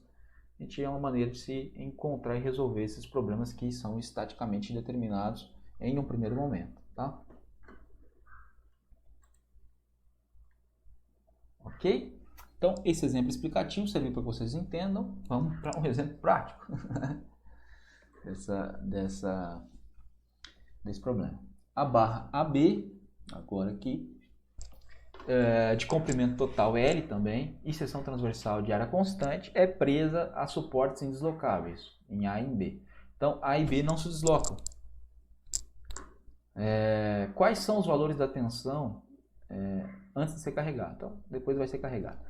Quais são os valores das tensões em AC e em BC devidos à aplicação da carga P no ponto C? Então, vai ser aplicada uma carga P. Onde a carga P está aplicada? Lá internamente na barra. Alguém perguntou? Professor, quando eu olhar um exercício, como vou saber se este é estaticamente determinado? Isabela, estaticamente determinado é quando eu tenho mais incógnitas do que equações. Então, lembra-se que a gente conversou ontem lá, você perguntou, eu te respondi dos apoios. Tem situações, no plano, por exemplo, a gente sempre tem 3 equações da estática que podem ser aplicadas. Somatório das forças em x e em y, e somatório de momentos vetores em torno de algum ponto. Essas 3 equações te permitem resolver problemas que você tenha no máximo 3 incógnitas. Tá? Então, se você tem no plano mais do que 3 incógnitas, é muito comum que o problema seja estaticamente determinado. É mais ou menos a mesma ideia aqui. Nesse problema aqui, nós só temos uma equação aplicável porque não tem forças em y, em nenhum momento. Então, ali naquele problema, a gente só tinha uma equação para conseguir encontrar, naquele problema, exemplo explicativo, uma equação para encontrar 2 incógnitas, P1 e P2. Então, eu tive que achar uma outra equação para resolver esse problema. Então, olhem aí, voltando ao exemplo, o que nós temos? A barra AB tem comprimento L. Em C, que não está definido, só sei que L1 e L2 aqui definem as distâncias de A a C e de B a C, respectivamente, eu tenho a aplicação de uma carga. A primeira coisa que a gente sabe é que essa barra não vai poder nem se alongar e nem ser comprimida. Como que a gente sabe isso? A gente sabe isso porque ela está fixa nas extremidades A e B e os suportes são indeslocáveis. Então, como que a gente consegue descobrir isso? Vamos lá. Quais são as incógnitas que nós temos? Primeiras incógnitas que nós temos. As reações. Quais reações que eu tenho? RA e RB, as duas reagem. Se eu tenho reações em A e em B, eu já tenho 2 incógnitas a descobrir aqui. Tá? Tinha que desenhar, fazer agora a seção. Lembre-se de fazer seção sempre no ponto. Então, se eu tenho aqui a carga aplicada em P, tenho reação em A e em B, então eu faço 2 seções entre A e C e entre B e C. Desenhando o diagrama de corpo livre aí, o que nós encontramos? Que RA mais RB é igual a P. A única equação que a gente consegue definir é essa, pessoal. Não tem como se aplicar nem somatório de forças horizontais, vai dar 0 igual a 0. Somatório de momentos 0 igual a 0. Não tem momento nessa barra. Ela só tem carga axial. Então, a equação aplicável é essa daqui. E o que nós encontramos? Que RA mais RB é igual a P. Tá? O P, ele está como uma incógnita aqui, mas ele é um dado do exercício, né? Ele falou ali, a carga é P. Imaginem um valor numérico. Tá? Não é incógnito. O problema é que nós temos RA e RB, que são as reações que precisariam ser calculadas, mas não podem porque a gente tem uma equação. Então, ele é um problema estaticamente indeterminado. Vamos lá. Mesmo que não seja possível calcular as reações através da equação que nós determinamos pela aplicação do somatório de forças, ou seja, pelas equações da estática, nós podemos encontrar uma equação que determina a compatibilização de deslocamentos. Qual é? É possível, entretanto, determinar a determinação dessas reações se analisarmos a geometria do sistema, que nos leva a concluir que a deformação total na barra deve ser nula. Então, tanto o deslocamento que eu vou ter nessa parte da barra, quanto o deslocamento que eu vou ter nessa parte da barra, vai ter que, somados, tem que ser igual a zero. Por que tem que ser igual a zero? Porque os apoios que existem em A e em B são deslocáveis. Então, esses deslocamentos que eu vou ter ΔI aqui e ΔI aqui, que é um delta só, a soma dos dois, é igual a zero. Tá? Então, se a gente tomar as expressões de ΔI e ΔI, quais são as expressões de ΔI e ΔI? A gente já sabe, PL sobre AE. ΔI, P1, L1 dividido por AE. É o mesmo material. Então, a área é constante, o modo de elasticidade é constante nesse caso. E o ΔI? P2, L2 dividido por AE. Tá? Por que está sendo feito isso aqui? Porque observe, fazendo o diagrama de corpo livre da parte inferior ao ponto C, o que nós temos? Nós não descobrimos que a RB é igual a menos P2? Assim como se eu fizer RA é igual a menos P1? Então, se eu descubro P1 e P2, eu consigo encontrar minhas reações. Tá? Os diagramas de corpo livre, mostrados na figura 2.25, nas partes B e C, nos dizem que P1 é igual a RA e P2 é igual a menos RB, ó, que é o que eu acabei de falar para vocês. Levando esses valores a 2.15, que está aqui, ó, como eu disse, pessoal, peguei um print do livro, tá? Então, as equações estão com as numerações lá do livro. Então, só utilizem o que está aqui. Usando isso aqui, levando para essa equação 2.15, eu consigo encontrar. Por quê? AE é igual, aqui vai cortar já. E eu consigo substituir P1 por RA e consigo substituir P2 por menos RB. Então, vai lá, ó. AE e os dois AE aqui são iguais, então já corta. Vai ficar aqui. RAL1 menos RBL2 é igual a zero. Resolvendo simultaneamente, nós obtemos essa reação, as reações. RA é igual a PL2 sobre L e RB é igual a PL1 sobre L. Então, fazendo a compatibilização de deformações através dessa equação, nós encontramos, né, uma nova equação que permite calcular. Fazendo o equilíbrio de deformações aqui, ó, P1L1 sobre AE, P2L2 sobre AE é igual a zero. Faço aqui o diagrama de corpo livre das duas partes da barra, substituo e encontro quais são as reações. Encontrou isso aqui, você só isola cada uma delas e consegue calcular. Então, dessa maneira, a gente pode calcular as tensões que acontecem em AC e em BC, porque a gente sabe que P1 é igual a RA e P2 é igual a RB. Tá? Menos RB, se eu não me engano. Então, é bem simples, né? Bem tranquilo aí. Só fazer a compatibilização de deformações nesse tipo de problema aí. Essa é a primeira forma que nós vamos ver de resolver problemas estaticamente indeterminados, tá? Existem outros métodos energéticos que são mais complexos, tá bom? Ok. Então a gente viu isso aí, vamos lá continuar. Existe um princípio, pessoal, já tinha até comentado com vocês lá no comecinho da aula, que é o princípio da superposição. Esse princípio diz para nós que o efeito causado em uma estrutura pela combinação de determinados carregamentos pode ser obtido determinando separadamente os efeitos de vários carregamentos combinados. Ou seja, superpondo os resultados obtidos. Tá? No exemplo anterior, nós fizemos uma compatibilização desses carregamentos, né? Onde a gente descobriu aqui que existia dois efeitos aqui de deformações, ΔI e ΔI, e que eles poderiam ser combinados, superpostos, para analisar o problema total, que era ou não envolvendo a barra completa AB, tá bom? As condições para que essa superposição seja válida os efeitos devem ser proporcional ao carregamento, então deve-se estar no regime elástico e proporcional do diagrama tensão-deformação. O carregamento são independentes, ou seja, não se afetam, e as deformações devem ser pequenas. Quando começa a acontecer deformação muito grande, isso aí não é mais válido, tá? Como que a gente vai fazer isso? Vamos analisar um problema. Essa aula tem muito exemplo porque os conceitos são básicos, tá? De superposição, esse problema estaticamente determinado, são bem básicos. Só que para a gente só passar para vocês a teoria não fixa. Então você precisa ver um exemplo da aplicação dessa situação. Então, agora a gente tem uma nova barra aqui, que está presa em dois apoios fixos, A e B, então eles são fixos, não se deslocam. Quais são as reações desses apoios quando eu aplico o carregamento indicado? Então tem um carregamento de 300 kN entre D e C e tem um carregamento de 600 kN atuando aqui. Agora apareceu aqui, agora o Luiz entrou. Deixa eu ver se ele entrou. Entrou, não entrou ainda não. Acho que ele não está conseguindo acessar. Entrou. Luiz, agora eu espero que você esteja me ouvindo aí. Você só apareceu agora para mim aqui.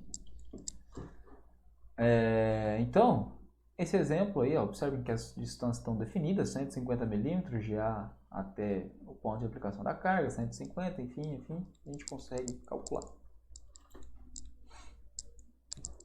Vamos considerar, pessoal, que aquela reação em B aqui, ó, olha que loucura que nós vamos fazer agora. Vamos considerar que essa reação em B aqui, ela é superabundante. Por quê? Porque nós já sabemos que aqui nós vamos ter uma situação de mais incógnitas do que equações. Por quê? Aplique o somatório de forças verticais nesse problema como um todo. Acho que agora o Luiz entrou. Aplique o somatório de forças verticais. O que nós vamos ter aí? Que a reação em B mais a reação em A vai ser igual à soma de 300 mais 600, que é 900. Então, o que nós vamos encontrar? Que existem duas incógnitas, reação em A e em B, e a gente só tem uma equação para resolver, então já não resolve. Como nós vamos fazer isso agora? A gente vai isolar uma das reações, considerar essa reação como superabundante, e de fato uma delas é superabundante, não permite resolver com a equação que nós temos, e depois vamos aplicar o princípio da superposição para resolver esse problema. Então vamos lá. Considerando aí que a reação em B, que era aqui de baixo, é superabundante, vamos retirar o apoio B, entre aspas aí, tá, pessoal? Isso é entre aspas. Vamos tirar ele para fazer essa primeira análise, tá? Vamos retirar o apoio em B e deixar a extremidade dela livre. A reação RB será considerada como uma força desconhecida. Então, a minha reação RB já é uma força desconhecida, cujo valor será determinado pelas considerações de deformação delta da barra igual a zero. Por quê? Porque nós sabemos que os apoios A e B são deslocáveis, Então, A e B, delta total vai ter que ser igual a zero. O que nós vamos fazer? Vamos fazer o seguinte, vamos calcular essa minha estrutura, primeiramente, como se eu tivesse tirado essa reação. E aí vai ter uma deformação ΔR.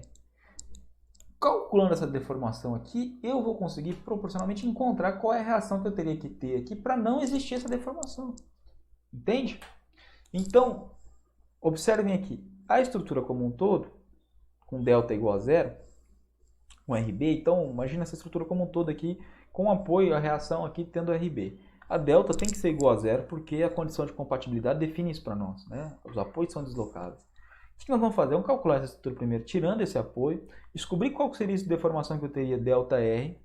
Descobrindo essa deformação ΔR, eu aplico uma força que seria necessária para tirar essa deformação ΔR. Portanto, essa é a força que me dá a reação naquele apoio. Isto é o princípio da superposição. Eu estou superpondo os problemas aqui, somando dois problemas para chegar à solução do problema completo. Ok? Vamos lá. A barra é dividida em 4 partes. Então, primeira coisa, fazer divisão em seções, porque nós temos aplicação de carga, temos variação de seção, aquela coisa que eu já ensinei para vocês no começo da aula de hoje. A barra está dividida em 4 partes. E a equação 2.8 fornece a deformação, que está sem o número da equação, mas ΔF, que vai existir. Seguindo o mesmo procedimento do exemplo 2.1, que é o exemplo que nós fizemos lá atrás, nós conseguimos calcular as forças que atuam. Fizemos lá atrás. E descobrimos que P1 é igual a zero. P2 e P3 vai ser igual a 600. Eu não desenhei aqui, mas lembre daquele diagrama de força normal por comprimento. E P4 é igual a 900 kN. As áreas aqui são de 400 vezes 10 a menos 6 metros quadrados, tanto de A1 e de A2, e a de A3 e de A4, 250 vezes 10 a menos 4.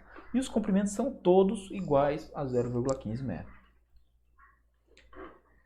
Substituindo esses valores, somatório de I igual a 1 até I igual a 4, porque a gente dividiu em 4 partes, PI, LI, AI, EI. Primeira coisa, fazendo o equilíbrio aí de cada seção, nós descobrimos que foi tirada a reação aqui, pessoal. Então, imagine que eu fiz uma seção aqui, ó. Fiz uma seção aqui em 1. Então, vou type paint para vocês visualizarem isso, porque tem alguns que talvez não consigam. Tá aqui. Vou começar um novo. Para cá. Estão vendo aí o paint, né? Eu sei que estão. Então eu tirei, vou fazer aqui um desenho pretinho, vai lá. Eu tirei a parte de baixo do meu apoio. Então foi tirada a parte de baixo do meu apoio e eu fiz uma seção, a primeira seção, que é a seção 1. Eu tenho uma força em azul. O pincel.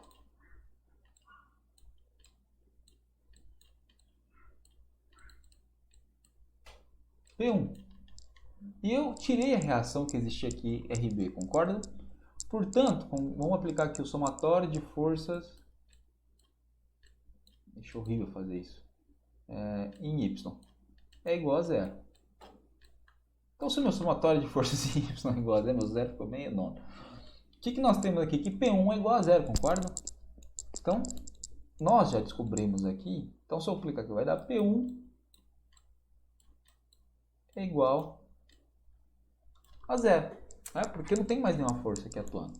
Voltando à apresentação, parte de P1 é igual a 0. Agora, se eu fizesse uma seção em 2, aí eu já vou descobrir que P2 vai ser igual a 600. Em 3, também não tem mais nenhuma força, só tenho 600 puxando para baixo aqui. Então, 600 também. E em 4, 600 mais 300, 900 kN. Tá? Só fiz um adendo para vocês visualizarem isso aí. Então, o ΔF é a superposição, a soma dos carregamentos total. O deslocamento total dessa barra seria, então, 0, porque P1 é igual a 0, P2 é igual a 600. Todas as barras têm o mesmo comprimento, então ele já até isolou, já tirou, né? 0,15 e tirou o E também, que é um modo de densidade constante, a barra é o mesmo material. Então nós temos aí 600 vezes a terceira, dividido por 400, que é a área A1, a área A2 é 250 e assim vai por diante. A gente encontra aí que o deslocamento total, final dessa barra, caso não existisse a reação de apoio, seria de 1,125 vezes 10 a nona, dividido pelo modo de elasticidade do material, que não foi dado. Para a determinação de ΔR, o que nós fazemos para determinar o ΔR? Né? Que seria o deslocamento que a força RB tem que aplicar para equilibrar. Dividimos a barra em duas partes e escrevemos aí que P1 é igual a P2, que é igual a menos RB. Né? Então, a área que nós temos A1 é a área de 400 vezes 10 a menos 6, a área de A2 é 250 vezes 10 a menos 6, os comprimentos aqui foram divididos em 0,300, né? E a gente já encontrou aí toda a questão, porque P1 está aplicado, a gente sabe que existe ali, e o RB está com valor negativo e tudo mais. Qual que é o deslocamento ΔR que vai existir para esse P1 e P2 atuando ali? Tá? Então, aplicou aí o somatório dos dois esforços, ΔR deu menos 1,95 vezes 10 a terceira, RB, dividido por E. Qual foi a condição de compatibilização que existiu lá no começo para que a gente chegasse à resolução desse problema? Que a deformação total da barra é zero. Se a deformação total dessa barra é zero, aquele delta inicial que eu supus tirando a reação, mais o delta causado pela reação tem que ser igual a zero. Então, o delta total tem que ser igual a zero. E esse delta total vai ser ΔF mais ΔR. Observem que agora a gente consegue, com essas equações aqui, com essa equação, substituir menos 1,95, substituir 1,125 e chegamos a essa equação aqui que, em última instância, nos permite calcular a reação RB que existe lá embaixo. Ó. Fica só RB, o E com E vai ser cortado, né? E o que sobra para nós? Que a reação RB é de 577 kN, né? Evidentemente que, conhecendo agora a reação RB, a gente aplica o somatório de forças e descobre que o RA é de 323. Então, o somatório de forças é igual a 600 mais 300, menos RA menos RB, então 900. RA mais RB vai ser igual a 900, então sobra aí que 900 menos 577, o nosso RA é igual a 323 kN. Então, recapitulando, nós fizemos uma compatibilização de deformações.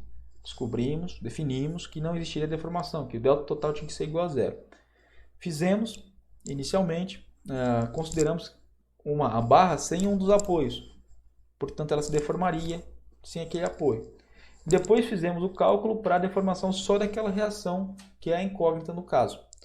Fazendo isso, nós sabemos que as duas deformações somadas têm que ser igual a zero, aplica delta aqui e descobre qual é o valor daquela reação. E aí depois a outra reação vem por simplesmente cálculos de somatório de forças aí. Tá? Então, é um problema estaticamente determinado que a gente resolveu agora aplicando aí o princípio da superposição. Ok? Vamos lá. E aí, pessoal? Tá tudo ok aí? Dá uma confirmação mais uma vez para eu ter certeza que todos estão. Sei que não é um conteúdo fácil, mas vai que vai. Ok, todo mundo dando ok.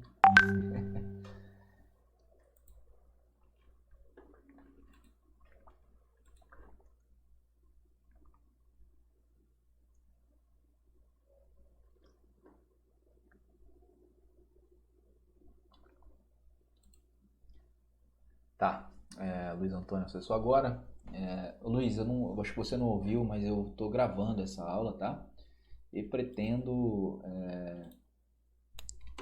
disponibilizar via YouTube para vocês, tá? E aí vocês vão conseguir ver. Tá bom?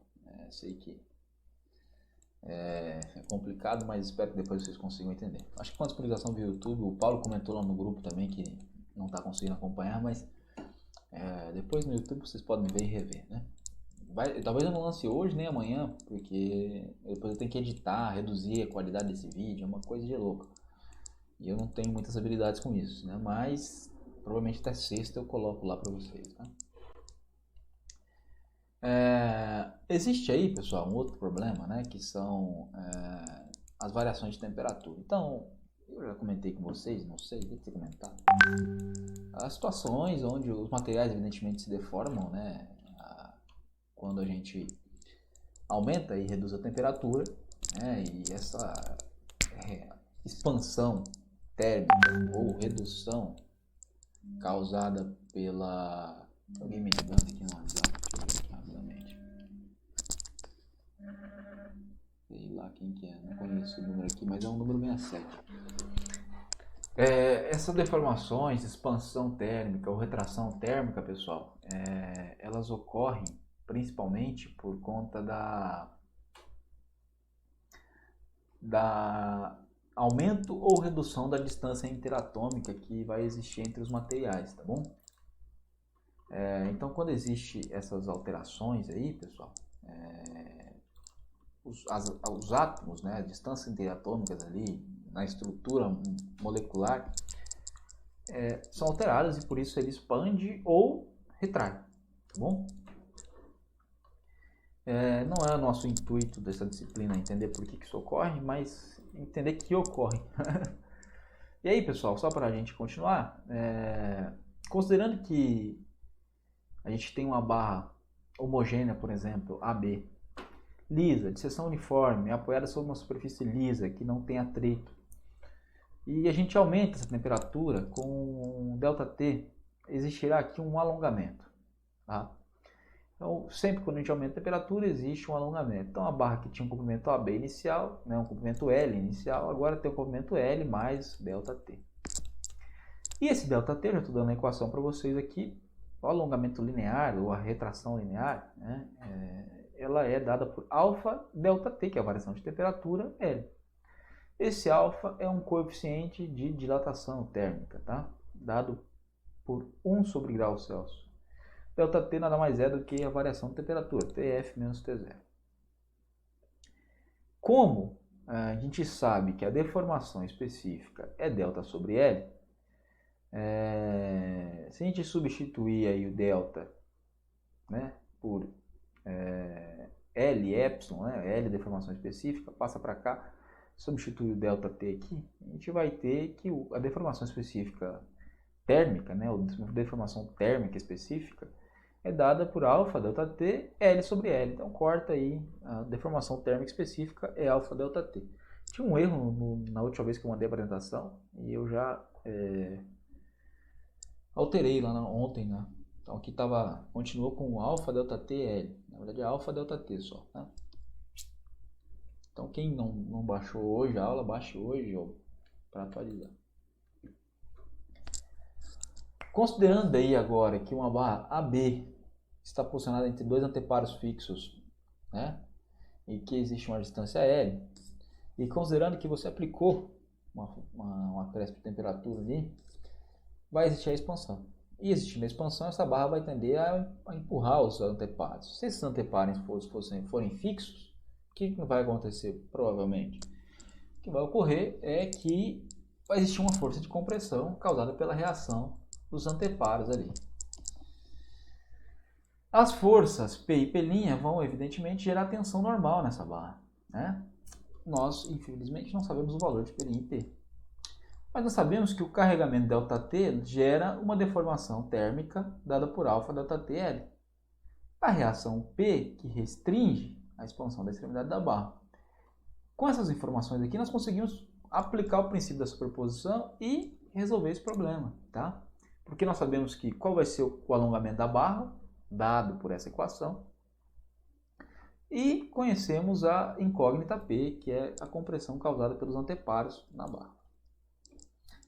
Então, aplicando esse princípio de superposição, podemos considerar que a reação P é superabundante.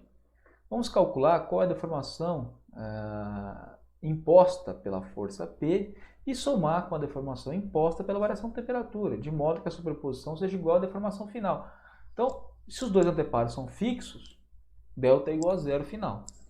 A deformação causada por ΔT vai ser considerada. A deformação causada pela deformação de ΔP vai ser considerada e a soma das duas é igual a zero. ΔT mais ΔP é igual a zero. É o princípio da superposição também. Então, quando a gente tem esse problema de variação de temperatura, também se aplica o princípio da superposição. A gente pode, por exemplo, calcular a deformação causada pela expansão da barra. Considerando isso, a gente consegue calcular a deformação que seria causada, por exemplo, pela carga P, que vai ser gerada por essa expansão. Tá? Delta é igual a ΔT mais ΔP. ΔT nós já descobrimos, alfa ΔTL. E o ΔP? PL sobre AE. Nós já vimos desde o começo da aula. Negativo no caso. Então, o delta total é alfa ΔTL menos PL sobre AE. Então, já faz aqui o mínimo aí, resolve essa soma de frações aí, subtração de frações no caso, e a gente descobre que alfa ΔT AE. O que foi descoberto, né? A tensão na barra. Se a gente calculou a carga P, nós conseguimos calcular qualquer tensão na barra. Então, desenvolvendo um pouquinho mais aí, a gente descobre que a tensão na barra P é igual a alfa ΔT AE, né? Então, tensão é igual a P sobre A. Então, P é igual a sigma A, tensão vezes A. Passa para cá, tensão vezes A, passa a área dividindo, corta, a gente descobre que a tensão é igual a E alfa ΔT.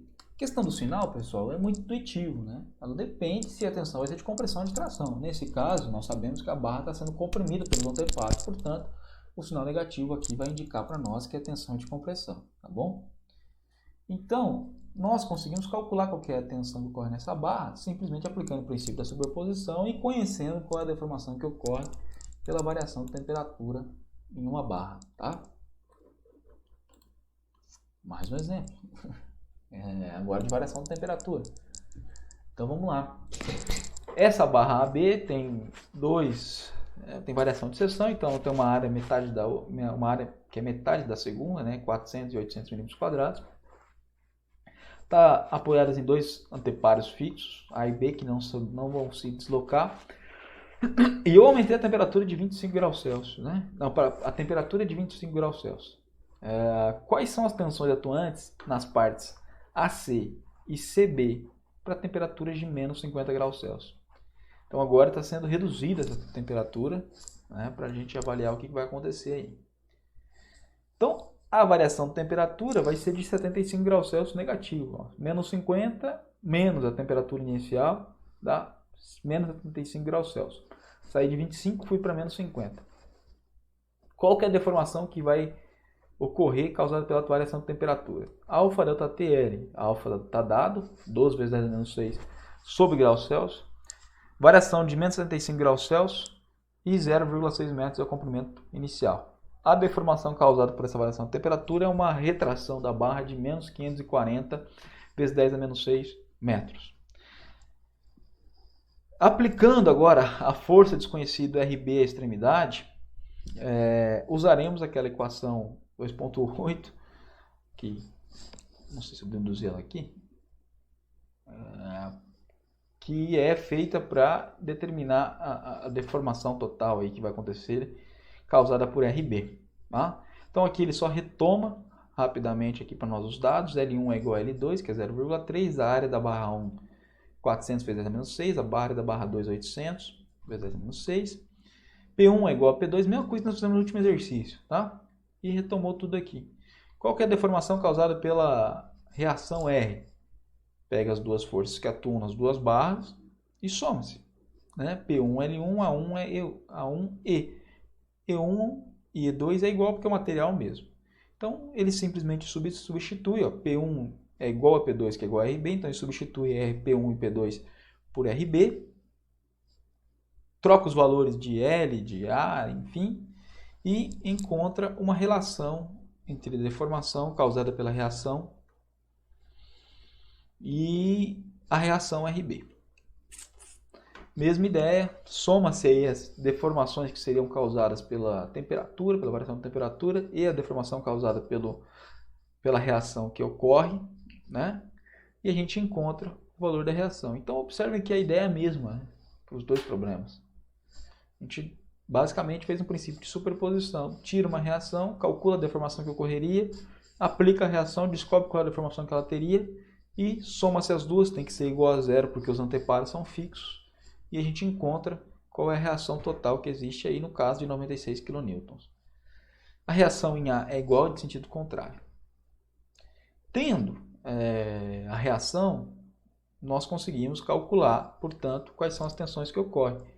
A gente descobriu que P1 é igual a P2, que é igual a RB. Ó. P1 é igual a P2, que é igual a RB. Então, o RB é 96, P1 e P2 também são 96 kN. Quais são as tensões que ocorrem nessa barra?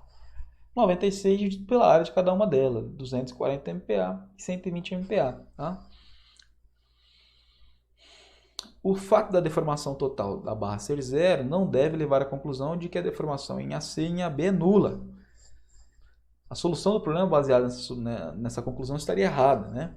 Do mesmo modo, as deformações específicas em AC e CB não devem ser adotadas como nulas. Para estudar melhor este ponto, vamos determinar a deformação específica causada só pela variação de temperatura na porção AC da barra. Esse valor aí pode ser dividido em duas parcelas. Tá. O que está sendo dito aqui para nós, pessoal? Por mais que não exista um deslocamento total da barra, a gente pode ter deslocamento parcial internamente na barra. Então, considerar que a deformação dos trechos AC e CB seria nula, seria errado e levaria a um resultado errado. Tá? A deformação total é nula, mas a deformação das partes da barra não é nula. Tá bom? Então, aqui para provar isso, ele aplica o cálculo da deformação de temperatura, né, deformação específica de temperatura, alfa delta T, descobre aí que é menos 900 microns, né?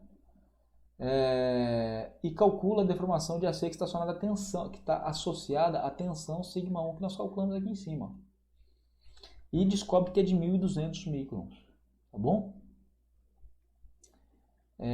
Observem aí que compatibilizando as duas deformações não dá zero. Então há uma deformação específica, né? Porque a da temperatura é menos 900, mais a causada pela tensão, que é aplicada de força na barra, é de 1200, portanto sobra 300 microns aí.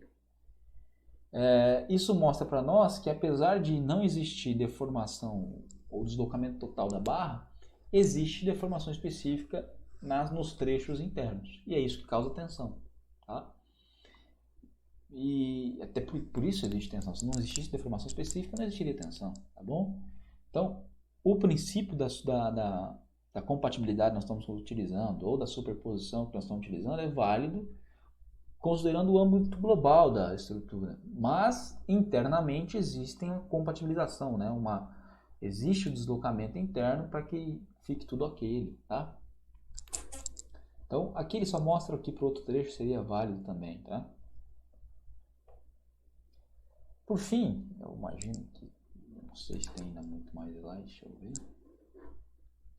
Só tem esse exemplo. Então, a gente tem agora, por fim, para terminar, pessoal, o problema resolvido 2.3.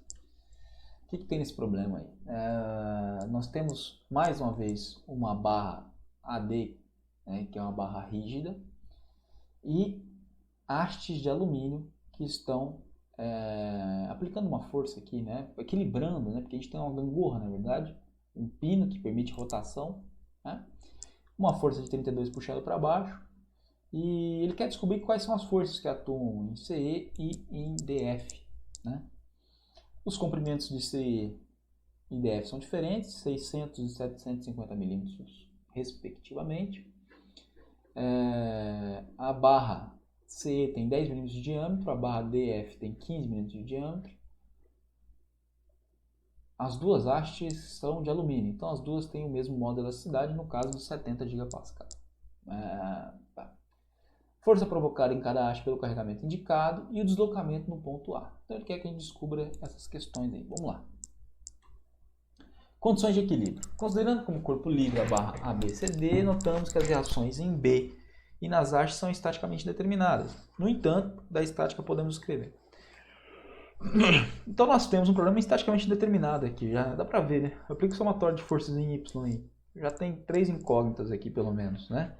Essas 3 incógnitas não se consegue resolvê-las, tá? Então ele aplicou aqui, ó, somatório dos momentos em B, né? Para a gente já encontrar equações que vão nos fornecer balizar esse problema aí. Somatório dos momentos em B. O que nós temos gerando momento em B?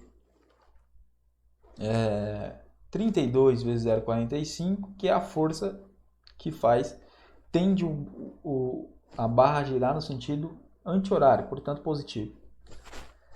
Tem a força FCE, distante 0,3, que faz a barra tender a girar no sentido horário, portanto negativo. E tem a força FDF, que também faz girar no sentido anti-horário, horário, portanto negativo. Então nós conseguimos já encontrar uma relação entre a força FCE e a força FDF. Primeira equação, 1. Condições de geometria. Quais são as condições de geometria que nós temos aí? Após a aplicação da força de 32 kN, a barra ABCD é uma barra rígida, não se deforma. Rotaciona, mas não se deforma. Rotaciona, nesse caso, em torno do ponto B.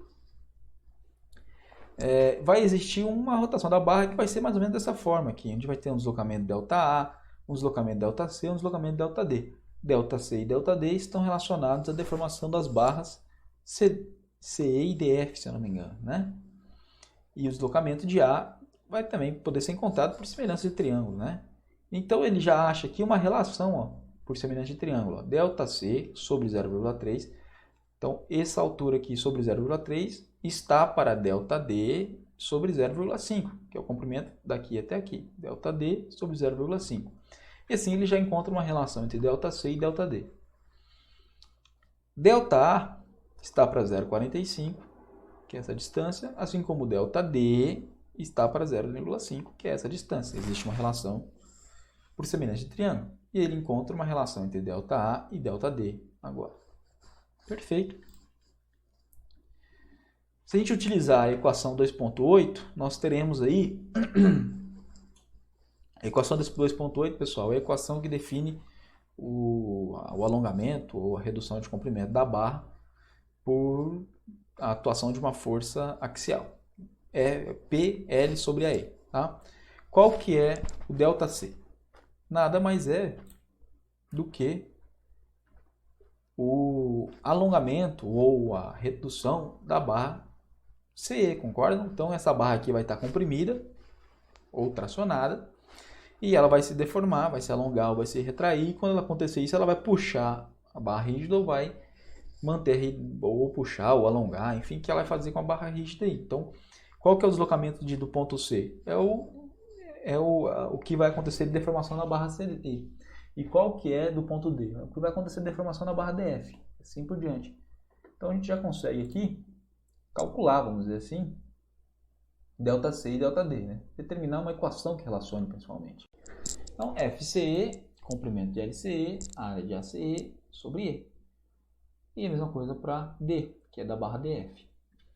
Substituindo a relação que nós obtivemos aqui atrás entre ΔC e ΔD, onde ΔC é igual a 0,6 ΔD, nós conseguimos relacionar as duas equações. Ó. Olha lá. E aí encontramos isso aqui. Ó. Tá? Ele isolou naquela equação ali que eu mostrei FCE, que vai ser igual a 0,6, LDF, ACE, enfim, toda essa parte aqui. Substituiu valores e encontrou uma relação agora, não mais entre as deformações, mas agora entre as forças. E descobriu que a força em DF é igual a 33% da força na barra CE. Né? Então, olha aqui, ó. Temos aqui FCE e FDF e a gente sabe que existe uma relação de 0,33 FDF é igual a FCE. A força em cada barra, substituindo, né, naquela equação que nós definimos lá atrás, ó, que definia o equilíbrio através dos momentos, ó, fazendo isso nós conseguimos descobrir as forças nas barras, porque agora a gente tem uma segunda equação que relaciona não só a equação da estática, que veio dos momentos, mas também uma equação por compatibilização de deformações que existia por conta da gangorra da barra rígida. Semelhança em triângulo, compatibilização de deformações. Encontramos uma outra equação aqui. Com duas equações e duas incógnitas, a gente descobre as forças FDF e FCE. Conhecendo as forças FDF e FCE, facilmente nós calculamos os deslocamentos de D e deslocamento de C, respectivamente. Só substituir PL sobre AE, no caso ele chamou de F, então FL sobre AE, substitui e encontra que ΔD é igual a 1,455 metros. Conhecendo ΔD, você calcula ΔA, porque a gente já tinha encontrado a relação dele. Então, ΔA é igual a 0,9 ΔLD, dá 1,31 milímetros. Aqui eu falei metros, mas é milímetros. Tá? E aí finalizamos.